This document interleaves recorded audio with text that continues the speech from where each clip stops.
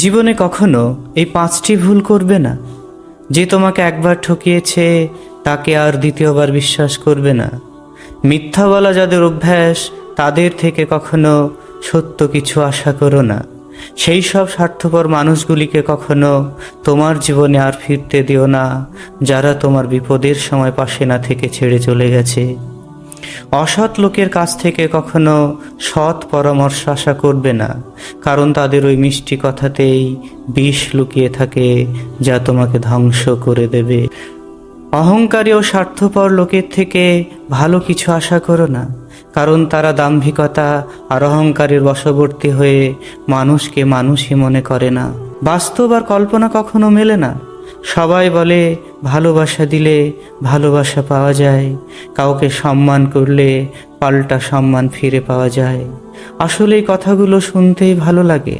বাস্তবে ভালোবাসা দিলে সবাই সস্তা ভাবে, আর মানুষকে সম্মান করলে ভাবে বোকা। যে মানুষগুলি মনের দিক থেকে ভালো হয় তাদের কপালটা খুব খারাপ হয়, কারণ তাদের সহজ সরল মনটা নিয়ে সবাই খেলা করে, সবাই তাদের ঠকিয়ে দিয়ে চলে যায়। স্বার্থ ছাড়া এই পৃথিবীতে কেউ ভালোবাসে না, কিন্তু এমন একজন মানুষ আছেন যিনি কোনোরূপ স্বার্থ ছাড়াই আমাদের ভালোবাসেন। তিনি আমাদের মা। হাতের নাগালে থাকা কোনো জিনিস বা কোনো প্রিয়জনের মূল্য মানুষ কখনোই বুঝতে পারে না।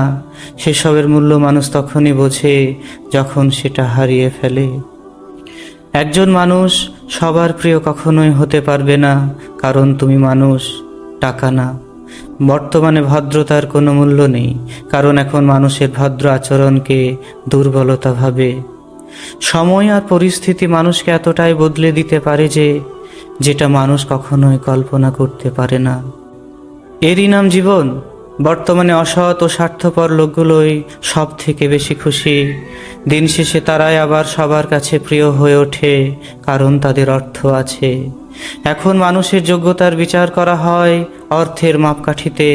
সমাজে যে যত বড় লোক সে তত বেশি সমাদৃত, সম্মানিত। তা হোক সে অসৎ লোক কিংবা সুযোগ সন্ধানী, অবৈধ কারবারি ব্যক্তি।